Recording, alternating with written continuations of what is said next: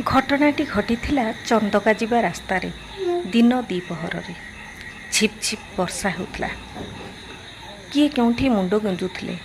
ମାତ୍ର ମୋ ପାଦ ସେହି ଜାଗାକୁ ଗଲା ଯେଉଁଠି କେହି ଯାଉନଥିଲେ। ଲୋକଟି ବସ୍ ରହଣି ସ୍ଥଳକୁ ତାଙ୍କର ଆଶ୍ରୟସ୍ଥଳ ବନାଇ ଦେଇଛନ୍ତି। ମୁଁ ଯେତେବେଳେ ସେ ପ୍ଲାଟଫର୍ମକୁ ଚଢ଼ିଲି, ମୋ ପାଦରେ ଚପଲ ଥିଲା। ଲୋକ ଜଣକ ପ୍ଲାଟଫର୍ମ ଉପରେ ବସିଥାନ୍ତି, ଗୋଡ଼ରେ ହାତ ଛନ୍ଦି ଏବଂ ମୁଣ୍ଡ ଉପରେ ହାତ ଦେଇ। ଲୋକ ଜଣକ ମୋ ପାଦକୁ ଲକ୍ଷ୍ୟ କରୁଥିଲେ, ମାତ୍ର କିଛି କହୁନଥିଲେ। ସେ ପ୍ଲାଟଫର୍ମଟିକୁ ଏପରି ସଜାଇ ରଖିଥିଲେ ଯେ ଯେପରି ଜଣେ ବିଶେଷଜ୍ଞ ପରି। କେଉଁଠୁ କେଜାଣି କେତେ ଜିନିଷ ଆଣି ତାଙ୍କର ଅଗଣାଟିକୁ ଖୁବ୍ ପରିଷ୍କାର ରଖିଥିଲେ ଏବଂ ଅନେକ ଜିନିଷ ଆଣି ସେ ଥାକ ଥାକ କରି ସଜାଇ ରଖିଥିଲେ, ବସ୍ତାରେ ବାନ୍ଧିକି ରଖିଥିଲେ। ଝାଡ଼ୁ ଠାରୁ ଆରମ୍ଭ କରି ଅନେକ ଜିନିଷ ଥିଲା। ତାହା ଏପରି ସେ ସଜାଇ ରଖିଥିଲେ ଯାହା ମୁଁ କେବେ ବି ମୋ ନିଜ ଘରେ ସଜାଇ ରଖିପାରିନି। ଧୀରେ ଧୀରେ ଅନେକ ଲୋକ ସେଠାରେ ଆସି ଆଶ୍ରୟ ନେଲେ, ବର୍ଷା ଦାଉରୁ ମୁକ୍ତି ପାଇଲେ। କିନ୍ତୁ ସେ ଲୋକ ଜଣକ କାହାକୁ କେବେ କିଛି ମନା କରିନଥିଲେ।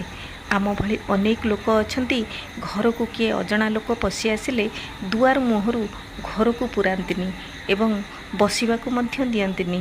ଭୋକରେ ଖାଇବାକୁ ମଧ୍ୟ ଦିଅନ୍ତି ନାହିଁ, ମୁହଁରେ ମନା କରିଦିଅନ୍ତି। ମାତ୍ର ଯାହାକୁ ଏହି ସମାଜ ପାଗଳ ସଜାଇଛି, ତାର ପରିବାର ଲୋକ ତାକୁ ପାଗଳ ବୋଲି କହି ଘରୁ ବାହାର କରିଦେଇଛନ୍ତି। କିନ୍ତୁ ସେହି ପାଗଳ ଜଣେ ବସ୍ ଷ୍ଟପ୍ର ପ୍ଲାଟଫର୍ମରେ ରହିଲେ ବି ଅତିଥିଙ୍କୁ ସ୍ୱାଗତ କରନ୍ତି। ଏଇ ଭାଇ ଜଣକ ପ୍ରତ୍ୟେକ ଅତିଥିକୁ ସ୍ୱାଗତ କରୁଥିଲେ। ସମାଜରେ ମସ୍ତିଷ୍କ ଥିବା ବ୍ୟକ୍ତି ହିଁ ମସ୍ତିଷ୍କହୀନ ଭଳି କାର୍ଯ୍ୟ କରନ୍ତି। କିନ୍ତୁ ଏଇ ଭାଇ ଜଣଙ୍କ କଥା ଦେଖିଲ, ସେ କେବେ କାହାକୁ କିଛି କହୁନଥିଲେ। ଆମେ ସେଦିନ ଘଣ୍ଟେ ହେବ ଠିଆ ହେଲୁ। ଲୋକଟିର ମୁଖରେ ଆନନ୍ଦ ଥିଲା, ମାତ୍ର ମୁଖରେ ସାମାନ୍ୟ ପ୍ରଶ୍ନ ଥିଲା। ତାହା କ'ଣ ମୁଁ ଅନ୍ୱେଷଣ କଲି। ଦେଖିଲି ଲୋକ ଜଣକ ସମସ୍ତଙ୍କ ପାଦକୁ ବିସ୍ମୟ ଦୃଷ୍ଟିରେ ଚାହୁଁଛନ୍ତି କାହିଁକି।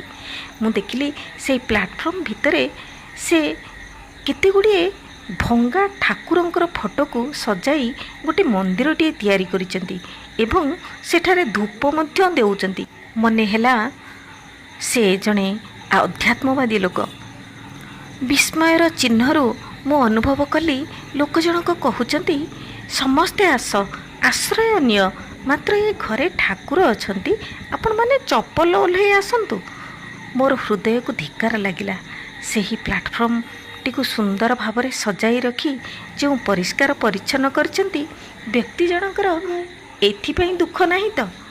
ମୁଁ ସାଙ୍ଗେ ସାଙ୍ଗେ ବାହାରକୁ ଯାଇ ମୋ ଚପଲଟିକୁ କାଢ଼ିକି ଆସିଲି। ଲୋକ ଜଣଙ୍କ ମନରେ ଅନେକ ଆନନ୍ଦର ଚିହ୍ନ ଦେଖିଲି। ସେ ସାଙ୍ଗେ ସାଙ୍ଗେ ଏତେ ଖୁସି ହୋଇଯାଇଥିଲେ, ତାଙ୍କ ମୁଖରେ ହସ ଫୁଟି ଉଠିଲା। ଲୋକ ଜଣଙ୍କର ପ୍ରସନ୍ନତାର ଚିହ୍ନ ଦେଖି ମୁଁ ଭାବୁଥିଲି, ସ୍ୱଚ୍ଛତା, ଘର ସଜାଡ଼ିବା, ଆଧ୍ୟାତ୍ମିକତା ଏବଂ ନୀରବତା ଏବଂ କର୍ମରେ କୁଶଳତା ସବୁ କିଛି ଭରି ରହିଛି ଏ ଲୋକଙ୍କ ନିକଟରେ। କିନ୍ତୁ ଏ ଭାଇ ଜଣଙ୍କୁ ଏ ସମାଜ ପାଗଳ ସଜାଇ ଦେଇଛି ଏବଂ ତାଙ୍କର ଘର ପରିବାର ଲୋକ ପାଗଳ କହି ଘରୁ ବାହାର କରିଦେଇଛନ୍ତି। ତାଙ୍କୁ ଉପହାର ଦେବା ପାଇଁ ମୋ ପାଖରେ ସେଦିନ କିଛି ନଥାଏ। ମୋର ବ୍ୟାଗ୍ ଉଣ୍ଡାଳିଲି, ମାତ୍ର କିଛି ବି ପାଇଲି ନାହିଁ। ଚକୋଲେଟ୍ଟିଏ ମଧ୍ୟ ପାଇଲି ନାହିଁ। କିନ୍ତୁ ଭାରି ଇଚ୍ଛା ଥିଲା ତାଙ୍କୁ କିଛି ଦେବା ପାଇଁ।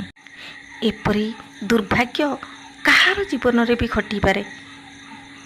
କିନ୍ତୁ ସେଦିନର ସେହି ଭାଇ ଜଣଙ୍କୁ ଦେଖି ମୋର ଇଚ୍ଛା ହେଲା ସେହି ରାସ୍ତାରେ ଗଲାବେଳେ ନିଶ୍ଚୟ ତାଙ୍କର ଦିନେ ଅତିଥି ହେବି ଏବଂ ତାଙ୍କ ପାଇଁ କିଛି ଭଲ ଜିନିଷ ଖାଇବାକୁ ନେବି।